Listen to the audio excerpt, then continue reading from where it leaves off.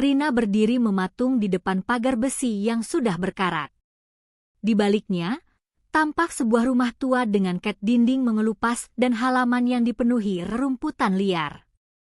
Sebuah plang kecil tergantung miring di depan rumah itu bertuliskan, "Terima kos putri lengkap dengan fasilitas." Dia menarik napas pelan. "Ya Tuhan, masa sih ini satu-satunya kos yang terjangkau?" gumamnya lirih. Sejak seminggu lalu, Rina sibuk mencari tempat tinggal untuk kuliahnya yang akan dimulai bulan depan. Sebagai anak rantau dari desa kecil, dia tidak punya banyak pilihan. Tabungan yang dikumpulkan orang tuanya pas-pasan. Harga kos-kosan di kota ini sangat tidak bersahabat. Tapi rumah tua ini, entah kenapa, memasang harga sewa yang sangat murah, bahkan nyaris tak masuk akal. Hanya sepertiga dari harga normal kos sejenis. Seorang wanita setengah baya membukakan pintu pagar. Wajahnya tampak lelah, rambutnya disanggul seadanya. "Kamu yang mau lihat kamar kos?" tanyanya singkat. "Iya, Bu." "Saya Rina," jawab Rina sambil tersenyum sopan. Wanita itu hanya mengangguk. "Saya Bu Erna. Mari masuk." Langkah kaki Rina terdengar bergema di lantai ubin rumah itu yang dingin dan agak berdebu. Bau apek tipis menguar dari lorong, seperti rumah lama yang lama tak dihuni. Tapi Rina tetap mengikuti Bu Erna tanpa banyak tanya. Mereka melewati ruang tamu kosong dan lorong sempit menuju ke sebuah kamar di ujung. "Inilah kamarnya," kata Bu Erna sambil membuka pintu. Kamarnya tidak buruk. Ada tempat tidur, lemari, dan meja belajar. Jendela menghadap ke taman kecil di samping rumah. Tidak terlalu luas, tapi cukup nyaman dibandingkan ekspektasi Rina. Kalau kamar mandinya ada di luar, di ujung lorong. Tapi satu hal, suara Bu Erna menurun pelan. "Jangan gunakan kamar mandi setelah jam 11 malam. Itu aturan di sini." Rina mengerutkan kening. "Kenapa ya, Bu?" Bu Erna tak menjawab langsung. Ia hanya memalingkan wajah sejenak lalu berkata, "Airnya kadang mati. Jadi untuk menghindari gangguan, kami tetapkan aturan begitu. Nanti kamu terbiasa." Rina hanya mengangguk. Meskipun aneh, tapi ia tak berani banyak protes. Ia hanya berpikir, yang penting punya tempat tinggal. Soal kamar mandi, ia bisa atur waktu. Malam pertama di kos baru itu datang dengan cepat. Suasana sepi. Kos ini ternyata hanya berisi 4 penghuni lain selain dirinya. Semua penghuni perempuan dan tampak tertutup. Mereka hanya menyapa sekilas lalu kembali masuk ke kamar masing-masing. Tak ada obrolan santai, tak ada suara tawa. Sunyi. Jam menunjukkan pukul 10 malam. Rina selesai mandi dan masuk ke kamar. Ia membuka laptop dan mulai menonton drama Korea lewat headphone. Tapi ketika jam menunjuk ke pukul 2 dini hari, dia mendadak mencabut headphone. Ada suara samar, seperti seseorang menangis. Pelan. Isakan lirih yang sangat jelas berasal dari arah luar kamarnya. Rina duduk tegak. Jantungnya berdegup cepat. Ia menempelkan telinga ke pintu. Tangis itu terdengar lebih jelas. Seperti dari arah kamar mandi. Ia ragu sejenak. Siapa yang menangis malam-malam begini? Apa ada penghuni lain yang sedang sedih? Tapi kenapa di kamar mandi? Karena penasaran, ia membuka pintu pelan-pelan. Lorong itu gelap, hanya diterangi lampu kecil di dekat tangga. Suara tangis itu masih terdengar. Samar, tapi menusuk. Langkahnya pelan mendekat ke arah kamar mandi. Pintu kamar mandi tertutup. Tapi anehnya, dari bawah celah pintu terlihat terang, seperti lampunya menyala. Tangis itu terdengar tepat dari dalam. "Halo," bisik Rina. "Kamu nggak apa-apa?" Tak ada jawaban. Hanya tangisan yang semakin lirih. Lalu, hilang. Senyap. Rina menggenggam gagang pintu kamar mandi. Dingin sekali. Ia coba mengetuk pelan. "Halo." Tak ada balasan. Lalu ia mencoba memutar knop pintu. Terkunci. Ia mundur pelan, menelan ludah. Ada sesuatu yang membuat bulu kuduknya berdiri. Padahal tadi Bu Erna bilang kamar mandi bisa digunakan bersama. Dan sekarang tengah malam. Siapa yang masih di sana? Rina kembali ke kamarnya dan mencoba tidur. Tapi suara itu terus terngiang-ngiang di kepalanya.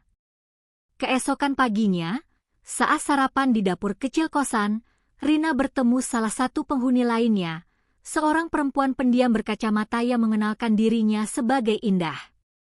"Semalam kamu dengar nggak?" tanya Rina pelan. Indah menoleh cepat. "Dengar apa?" Suara tangisan dari kamar mandi. Sekitar jam 2 pagi. Wajah Indah langsung berubah. Ia menunduk dan berkata pelan, "Kalau kamu masih mau tinggal di sini, sebaiknya jangan terlalu penasaran." Rina terdiam. "Aku cuma saran aja," sambung Indah sambil berdiri. "Di sini, nggak semua hal perlu dijelasin." Indah lalu pergi, meninggalkan Rina dengan lebih banyak pertanyaan daripada jawaban. Malam kedua, Rina mencoba tidak terlalu memikirkan suara tangisan itu. Mungkin hanya perasaan. Mungkin salah satu penghuni memang sedang punya masalah. Lagi pula, tinggal di tempat baru memang sering menimbulkan rasa gelisah yang aneh. Ia mencoba menenangkan diri dan mengalihkan pikiran dengan membaca buku pelajaran untuk semester pertama kuliah yang akan dimulai minggu depan. Tapi entah kenapa, sejak kejadian semalam, kamar itu terasa lebih dingin dari biasanya. Padahal siang tadi cukup panas, namun malam ini udara di dalam kamar seakan menggigit kulit. Rina mengenakan jaket tipis dan menyelimuti kakinya. Sesekali ia menoleh ke arah pintu, seolah khawatir akan mendengar suara itu lagi. Pukul 10 malam, ia kembali ke kamar mandi untuk sikat gigi. Lampunya berkedip sesaat saat dia menyalakannya, lalu kembali normal. Lantai keramik di dalam kamar mandi terasa lembab dan licin. Seperti baru saja dipakai, padahal dia tidak melihat satupun penghuni keluar dari sana sejak sore. Rina menatap cermin yang mulai berembun meski dia tak mandi air panas. Bau lembab khas bangunan tua menyengat hidungnya. Ia buru-buru menyelesaikan urusannya dan kembali ke kamar. Sebelum tidur, ia sempat mengirim pesan suara ke ibunya di kampung. Mengabarkan bahwa dia sudah dapat kosan dan semua baik-baik saja. Ia tidak ingin membuat ibunya khawatir. Masalah kecil seperti suara tangisan tengah malam tidak perlu disebut. Pukul 11:05. Rina baru saja memejamkan mata. Lalu, suara itu datang lagi. Tangisan lirih. Sama seperti semalam. Namun kali ini, tangisannya lebih panjang, lebih dalam, dan terdengar lebih menyayat hati. Rina membuka mata lebar-lebar. Jantungnya langsung berpacu cepat. Ia duduk tegak di kasur. Menatap langit-langit yang gelap. Mencoba meyakinkan dirinya sendiri bahwa itu hanya suara angin. Tapi suara itu terlalu jelas. Seperti berasal dari seseorang yang berdiri tak jauh dari pintunya. Perlahan, ia berdiri dan berjalan ke arah pintu. Kali ini, rasa takutnya bercampur dengan rasa penasaran yang tidak tertahankan. Tangisan itu seperti panggilan. memohon, meminta diperhatikan. Ia menempelkan telinga ke pintu. Tolong. Rina memejamkan mata. Suara itu benar-benar nyata. Dia mengintip dari lubang kecil di pintu. Lorong gelap. Tidak ada siapa-siapa.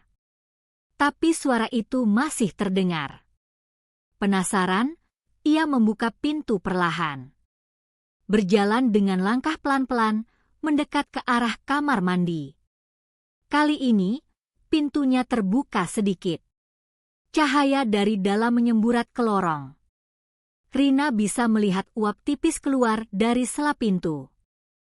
Padahal tidak ada orang yang mandi malam ini.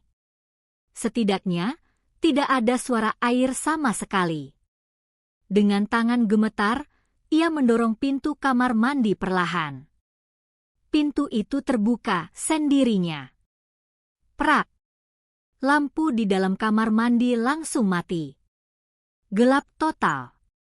Rina mundur beberapa langkah sambil menahan napas. Tiba-tiba, suara air mengucur dari keran. Keres. Lalu suara tangisan berubah jadi jeritan. Jeritan yang penuh kesakitan, seolah seseorang sedang ditenggelamkan paksa. Rina berbalik dan lari ke kamarnya. Menutup pintu rapat-rapat dan langsung menarik selimut.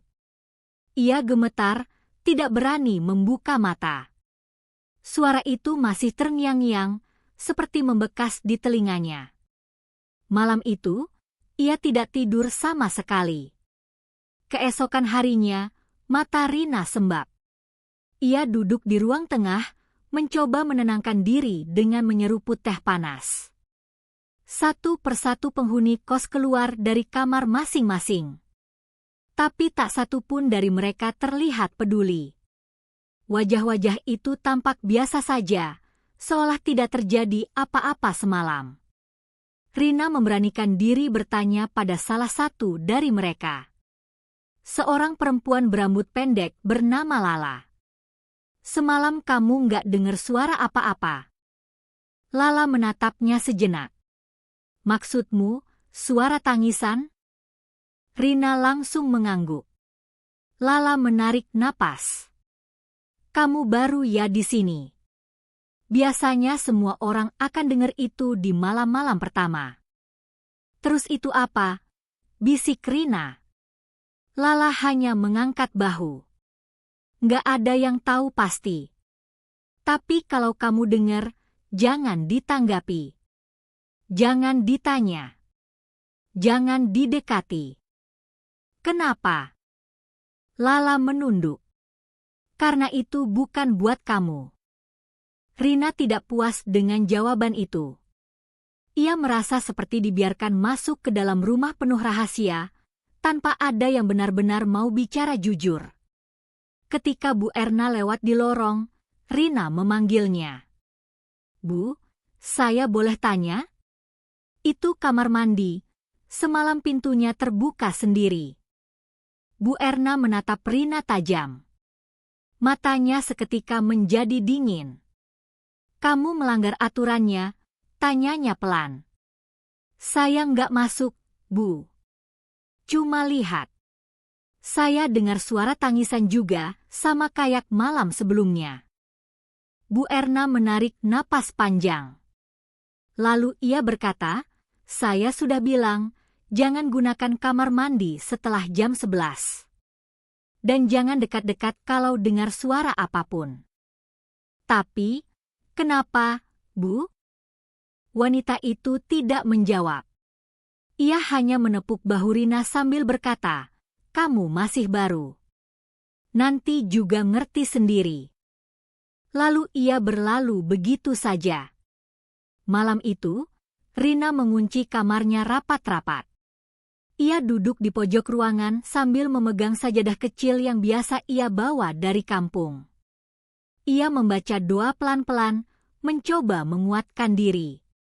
Tapi di dalam hatinya, ada firasat buruk. Firasat bahwa rumah ini menyimpan sesuatu yang jauh lebih mengerikan dari sekadar suara tangisan. Dan malam ini belum berakhir. 2 malam berturut-turut suara itu terdengar.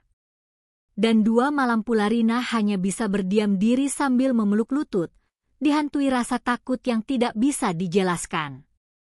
Namun, semakin ditekan, rasa penasaran dalam dirinya justru semakin membesar. Apa sebenarnya yang terjadi di kosan ini? Kenapa semua orang seolah sudah tahu, tapi memilih diam? Pagi itu, Rina keluar lebih pagi dari biasanya. Ia memutuskan untuk tidak langsung ke kampus, tapi mampir ke warung kecil di ujung gang. Penjualnya seorang ibu tua ramah bernama Embok Sari. Rina membeli teh botol dan sebungkus roti, lalu mengajak ngobrol pelan-pelan. "Embok, saya tinggal di kos Bu Erna, yang rumah tua dekat tikungan itu," ucap Rina sambil menyesap minumannya. "Oh, rumah tua itu? Yang banyak ditumbuhi lumut di sampingnya," sahut Embok Sari. "Iya, emang rumah itu dulunya rumah siapa, Embok?" Embok Sari diam sejenak. Tatapannya menerawang. Dulu, sebelum jadi kos-kosan, rumah itu bekas bangunan rumah sakit. Rumah sakit jiwa. Rina menahan napas. Degupan jantungnya langsung terasa naik. "Serius, Embok?" "Iya. Zaman dulu, namanya Rumah Sakit Sumber Sehat Jiwa. Kecil, tapi tempatnya penuh pasien dengan gangguan mental. Tapi ada satu kejadian yang bikin tempat itu tutup." Rina makin mencondongkan tubuhnya, penuh perhatian. "Ada satu pasien perempuan. Masih muda, katanya cantik. Tapi diam terus. Gak pernah bicara sepatah kata pun. Orang tuanya nitipin dia ke sana karena katanya suka bertingkah aneh dan sering bicara sendiri. Suatu malam, dia tewas di ruang mandi terapi. Katanya kehabisan napas, tenggelam sendiri." Embok Sari menurunkan suaranya. Tapi anehnya, perawat bilang pintu ruang mandi saat itu terkunci dari luar. Jadi, siapa yang ngunci dia di dalam? Rina bergidik. Uap dari teh botol dingin terasa seperti menyelimuti tengkuknya. Setelah kejadian itu, banyak perawat yang keluar. Pasien dipindah. Bangunan itu kosong bertahun-tahun.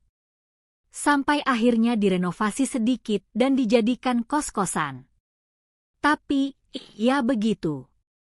Kadang-kadang, ada yang dengar suara perempuan nangis dari kamar mandi. Jamnya selalu sama. Jam 2, gumam Rina. Embok Sari hanya tersenyum kecil. "Kamu dengar juga, ya?" Siang itu Rina kembali ke kos dengan perasaan campur aduk. Ia yakin sekarang, suara yang ia dengar bukan sekadar ilusi atau halusinasi karena stres. Ada sesuatu di dalam kamar mandi itu. Sesuatu yang tertinggal. Atau mungkin belum selesai. Sore harinya, Rina memutuskan untuk memberanikan diri. Ia menunggu hingga semua penghuni masuk ke kamar masing-masing. Lalu dengan langkah hati-hati, ia berjalan menyusuri lorong ke arah kamar mandi. Ia memperhatikan setiap detailnya, dinding yang mulai menghitam karena lembab, lantai yang agak retak di beberapa bagian, dan cermin yang selalu tampak berembun walaupun tidak ada yang mandi. Ia mengetuk-ngetuk dinding. Tidak ada yang aneh. Tapi ketika ia mengetuk bagian bawah dekat saluran air, terdengar gema yang berbeda. Seperti ruang kosong di baliknya. "Kayak ada rongga," gumam Rina. Dia coba menunduk, menyoroti celah di bawah wastafel dengan senter kecil dari ponselnya. Di sanalah dia menemukan sesuatu yang membuat napasnya tercekat. Sebuah potongan gelang karet pasien, seperti yang biasa dipakai di rumah sakit. Ada tulisan samar di atasnya. "Pasien 27 Dina M." Rina menelan ludah. Tangannya gemetar saat mengambil benda itu. Gelang itu dingin, seperti baru saja dikeluarkan dari air es. Dia langsung keluar dari kamar mandi dan masuk kembali ke kamarnya. Pintu dikunci rapat. Jantungnya masih berdetak keras. Ia memandangi gelang itu lama sekali, mencoba mengingat apakah nama itu pernah disebut oleh Bu Erna atau penghuni lain. Dan malam pun datang. Jam dinding bergerak perlahan. Detik demi detik terasa lambat. Pukul 10:15, semua kamar tampak sudah gelap. Lampu lorong menyala temaram. Rina duduk di ujung tempat tidur, memandangi gelang pasien itu. Lalu ia membuat keputusan yang akan mengubah segalanya. Ia akan melanggar larangan itu. Jam menunjukkan pukul 11:02. Dengan tangan masih gemetar, Rina berjalan menuju kamar mandi. Lorong kosong. Sunyi. Pintu kamar mandi tertutup rapat. Tapi kali ini tidak terkunci. Ia mendorongnya pelan. Ciit. Pintu terbuka perlahan. Cahaya putih pucat dari dalam menyambutnya. Tidak ada suara apa-apa. Hanya tetesan air dari kran yang bocor. Ia berdiri di ambang pintu, menggenggam gelang itu di tangan kanan. Lalu ia bicara pelan. Dina, kamu masih di sini? Tidak ada jawaban. Tapi cermin tiba-tiba berembun. Seperti ada napas seseorang di baliknya. Lalu perlahan muncul tulisan di cermin. Bukan giliranmu. Rina mundur cepat.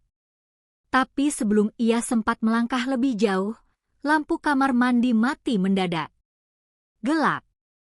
Dan dari dalam, terdengar suara napas berat kasar mendekat ke arahnya. Rina berdiri terpaku. Di depan kamar mandi yang kini gelap gulita. Hanya napasnya sendiri yang terdengar, dan satu napas berat lain yang tak tahu dari mana asalnya. Gelang pasien masih tergenggam erat di tangannya.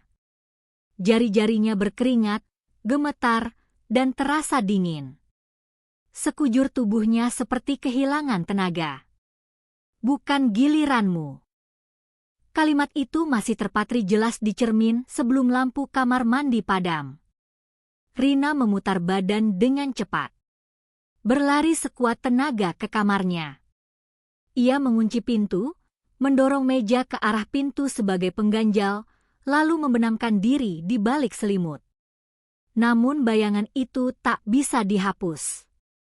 Cermin yang berembun sendiri. Tulisan yang muncul tanpa tangan. Dan napas asing di belakang punggungnya. Ia tidak tahu berapa lama dirinya mematung seperti itu. Tapi tiba-tiba, suara ketukan pelan terdengar dari arah jendela. Tok, tok, tok. Jendela kamarnya tertutup tirai. Ia tak berani membuka. Tapi suara itu terdengar seperti bukan ketukan dari tangan manusia. Tok, tok, tok. Pelan, berirama, seperti seseorang yang ingin mengajak bicara. Rina menahan napas. Ia menggenggam tasbih kecil yang digantungkan di sisi tempat tidurnya. Membisikkan doa dalam hati sambil berharap malam segera berganti pagi. Pagi menjelang dengan mata yang bengkak dan kepala berdenyut. Rina berjalan menuju dapur dengan langkah gontai. Di sana, ia bertemu dengan Indah yang sedang membuat teh. Indah menoleh dan melihat wajah Rina yang pucat. Kamu ngelakuin sesuatu semalam, ya? Tanya Indah tiba-tiba. Rina menoleh cepat. Maksudnya? Indah menaruh gelas ke atas meja. Tatapannya kosong. Aku pernah juga kayak kamu. Penasaran, terus melanggar aturan. Dan sejak itu, dia gak pernah benar-benar pergi. Rina menggenggam gelas teh yang baru dituangkan. Kamu tahu, Tentang Dina, Indah menatapnya dengan tajam. Kamu udah nemuin gelangnya? Rina mengangguk pelan. Indah menarik napas panjang. Dia itu dulunya pasien di tempat ini. Katanya, dia dimasukkan ke ruang terapi air karena suka nyerang orang. Tapi malam itu, semua perawat pulang lebih awal. Gak ada yang ngawasin dia di bak mandi. Paginya, dia ditemukan udah gak bernyawa. Tubuhnya pucat. Tangannya masih menggenggam pinggiran bak seolah berusaha naik. Dan sejak itu, bisik Rina.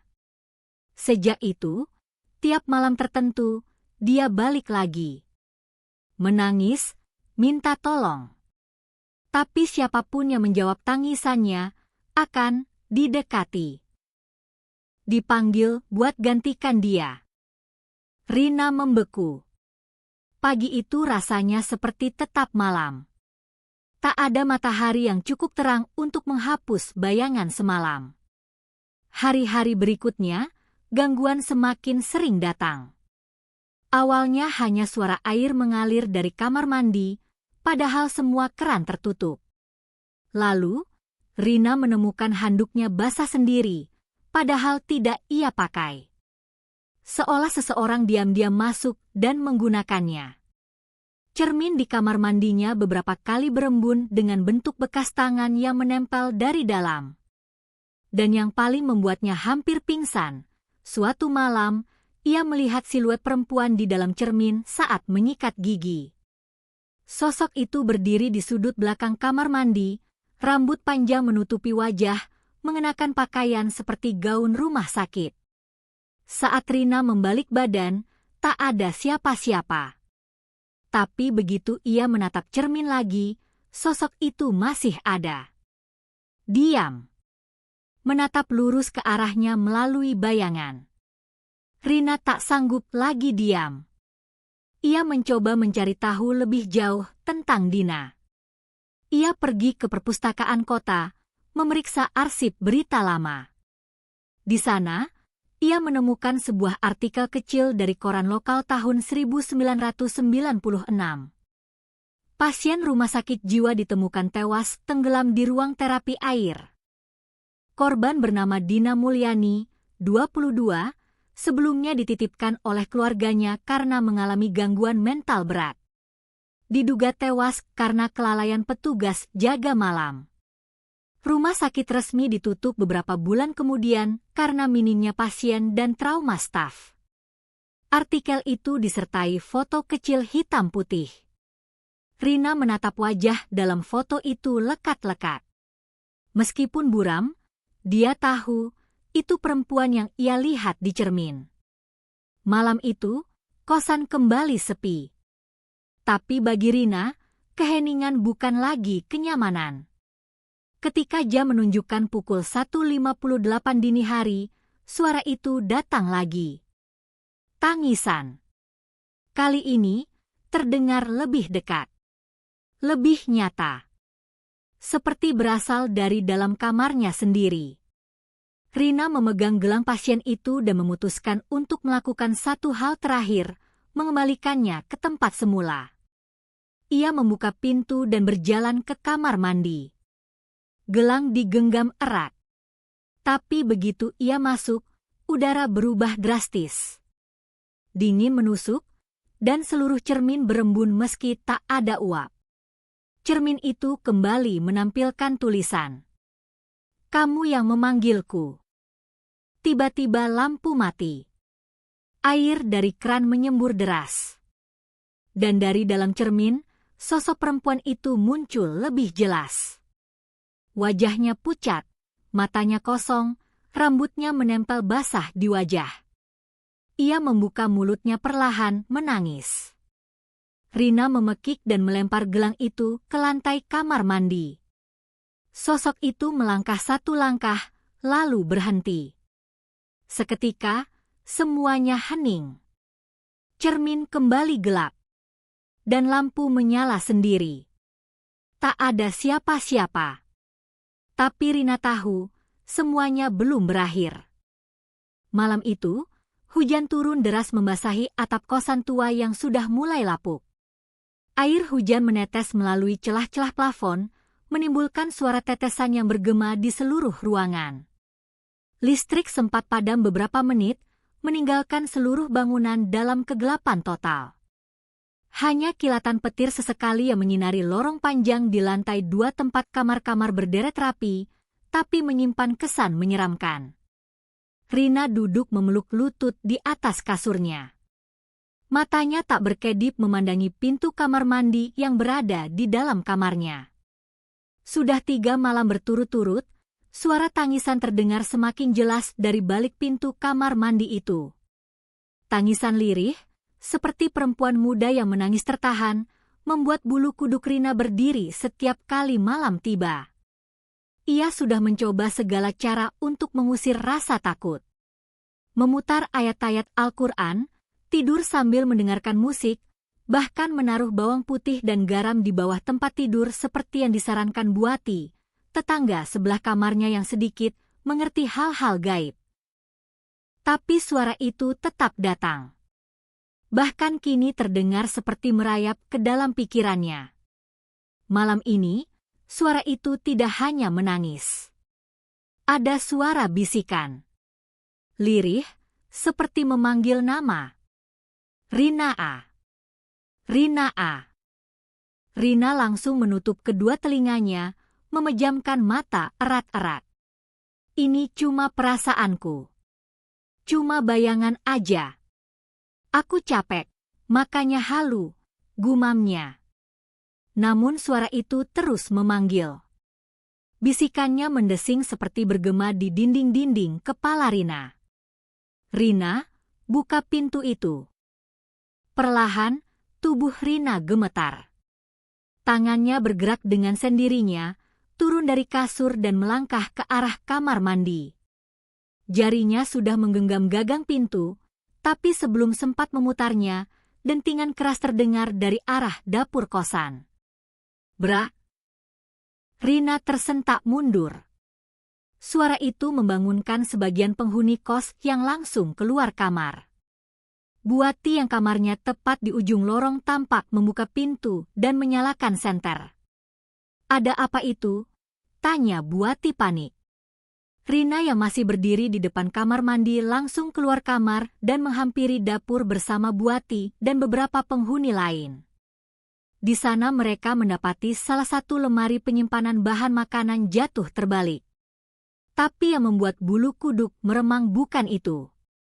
Lantai dapur dipenuhi dengan bekas telapak kaki, basah, seperti kaki seseorang yang habis keluar dari air.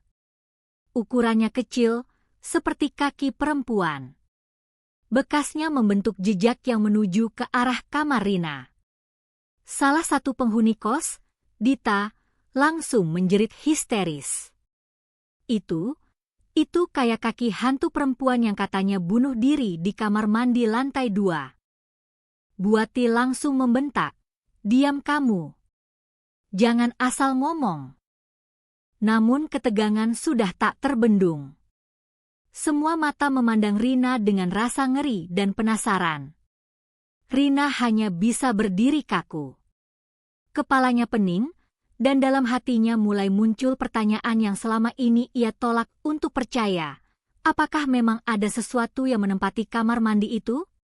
Esok harinya, Rina memutuskan untuk bicara langsung dengan Pak Ujang, penjaga kos yang sudah bekerja sejak bangunan itu masih digunakan sebagai rumah sakit. Ia menunggu di pos kecil dekat gerbang, lalu menghampiri pria tua itu dengan hati penuh keraguan. "Pak, saya boleh tanya sesuatu?" ucap Rina pelan. Pak Ujang menatap Rina sejenak, lalu mengangguk. "Mau nanya soal kamar mandi itu, ya?" Rina tercekat. "Bapak sudah tahu?" Pak Ujang menghela napas berat. Ia menatap jauh ke arah bangunan utama kosan, lalu mulai bercerita dengan suara berat. "Dulu, waktu ini masih rumah sakit, kamar kos kamu itu dulunya ruangan isolasi jiwa. Banyak pasien dipasung di situ karena suka melukai diri sendiri.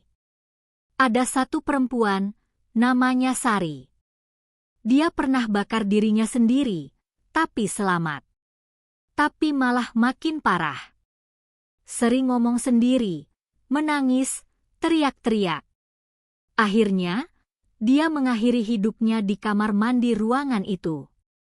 Katanya, dia sempat menulis, "Aku cuma mau didengar," di dinding kamar mandi pakai darah sendiri.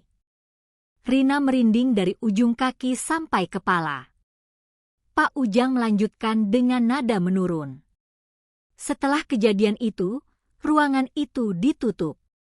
Tapi sejak bangunan ini disewakan jadi kos-kosan, pemiliknya nggak cerita ke siapa-siapa soal masa lalu ruangan itu.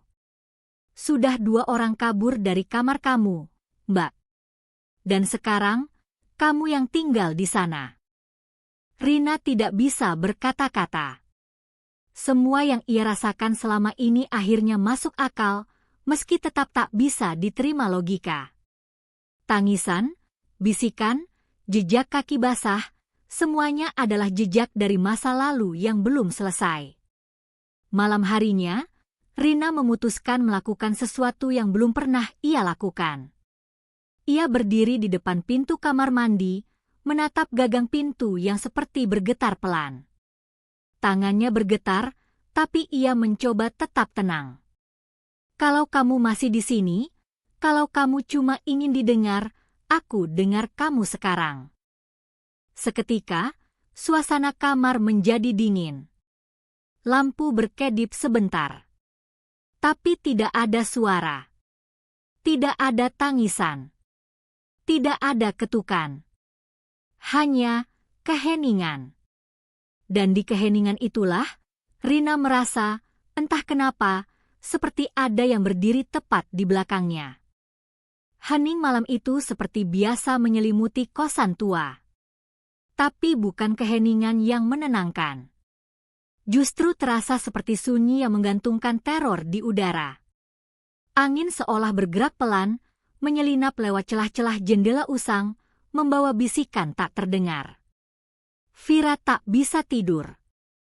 Pikirannya masih penuh oleh kejadian sore tadi, saat dia melihat sesosok perempuan bersimbah darah di pojok kamar mandi, meringkuk sambil menangis.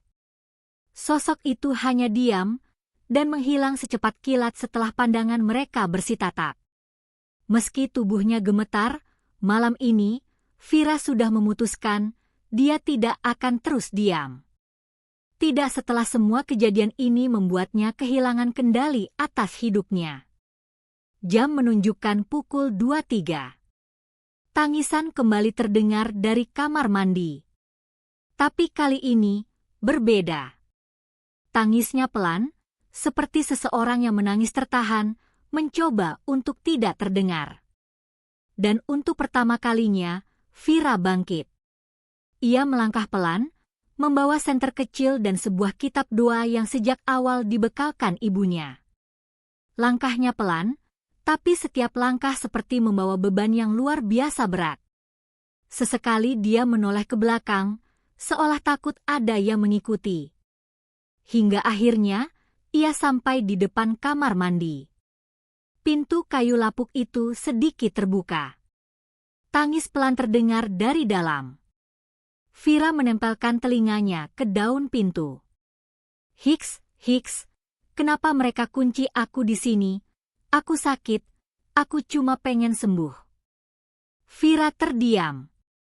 Itu bukan tangisan biasa. Itu rintihan seseorang yang sangat terluka. Penuh kesepian dan keputusasaan. Seketika, rasa takutnya berubah menjadi iba.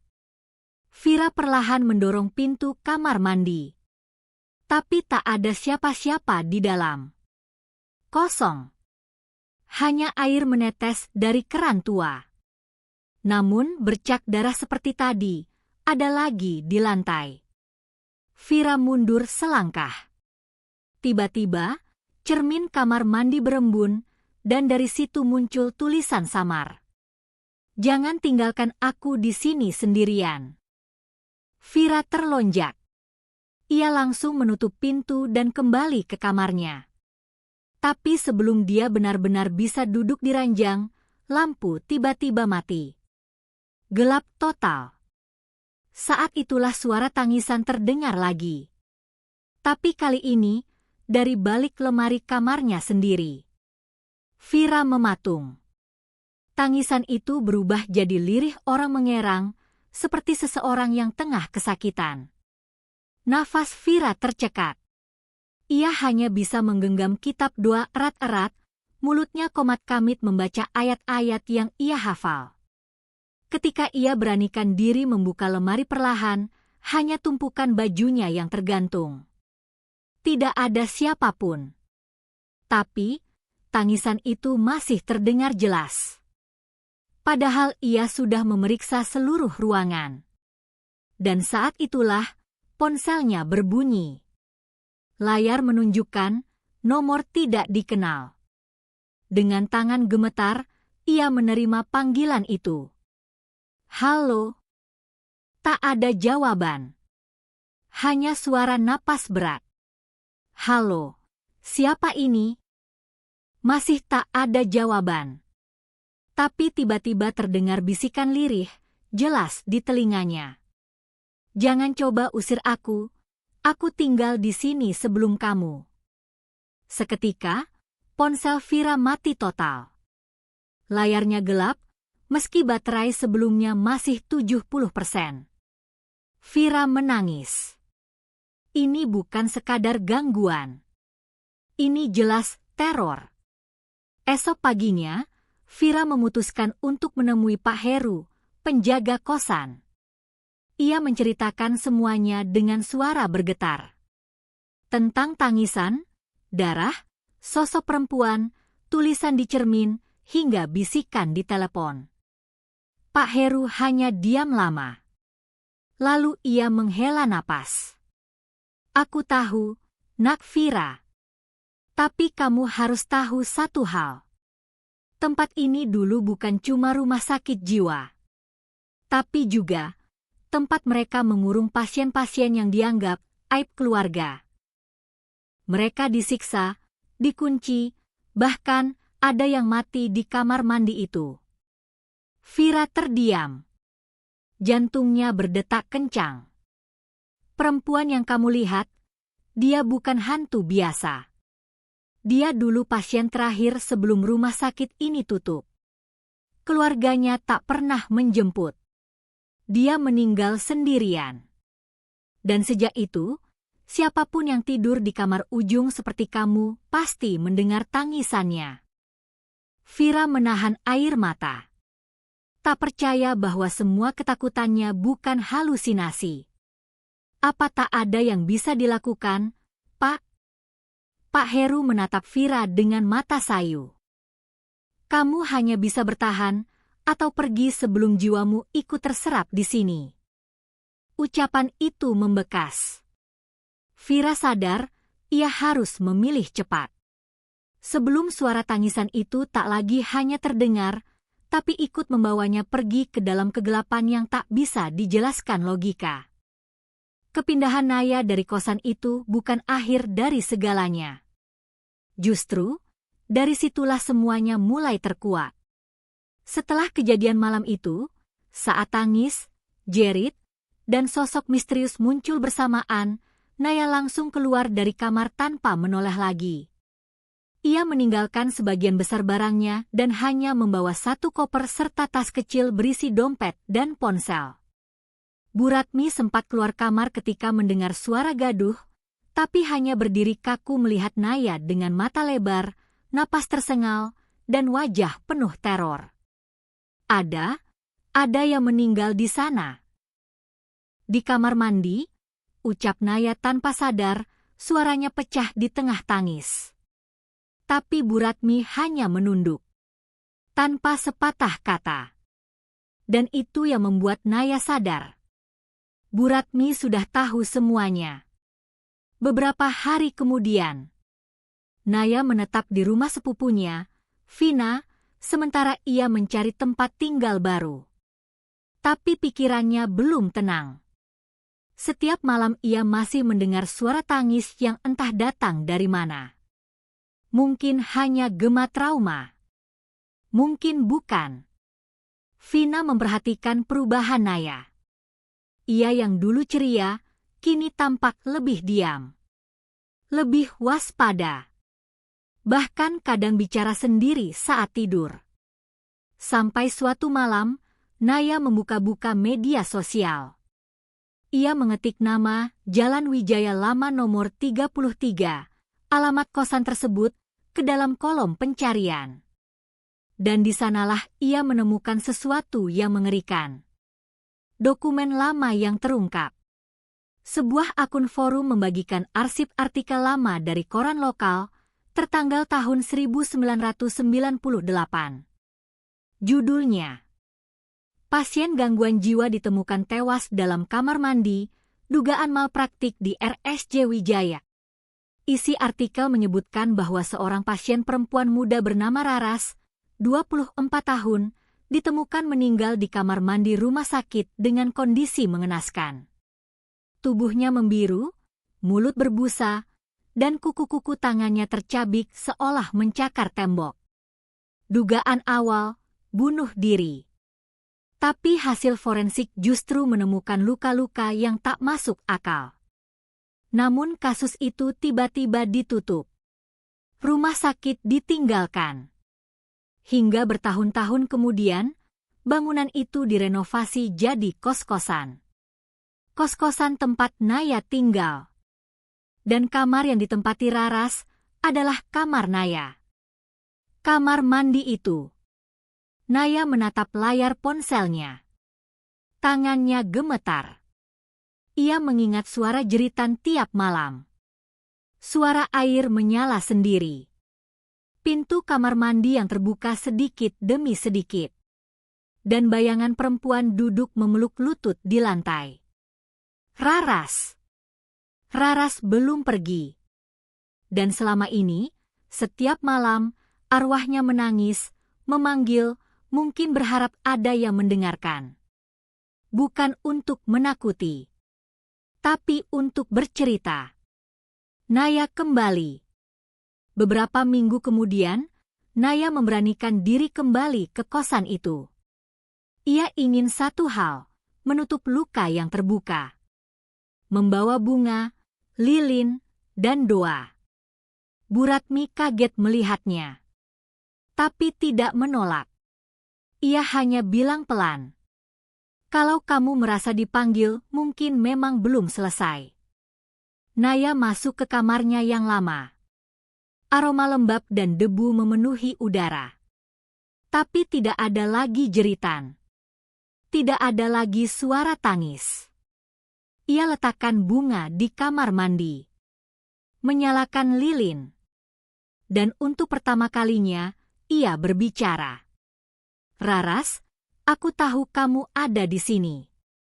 Aku minta maaf. Aku tak bisa menolongmu waktu itu. Tapi sekarang aku dengar kamu. Aku doakan kamu tenang. Kamu boleh pergi.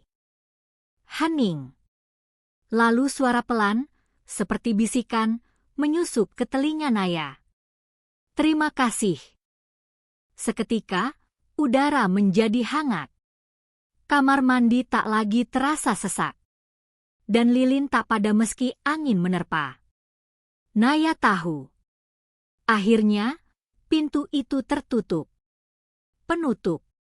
Setelah itu, Naya menulis semua pengalamannya dalam sebuah blog. Cerita itu viral, dan banyak yang mengaku pernah mendengar tentang kasus Raras, bahkan ada yang masih kerabatnya. Mereka berterima kasih. Karena kini, kisah yang ditutupi bertahun-tahun akhirnya terdengar. Kos-kosan itu kini kosong. Bu Ratmi pindah. Katanya, saya sudah cukup lama menunggu semua ini selesai. Dan Naya? Ia tetap mendengar tangis di malam-malam tertentu. Tapi bukan dari kamar mandi. Melainkan dari hatinya sendiri. Yang pernah tinggal terlalu lama di tempat yang sepi. Tanpa suara. Tanpa cerita. Tanpa siapa-siapa. Selesai.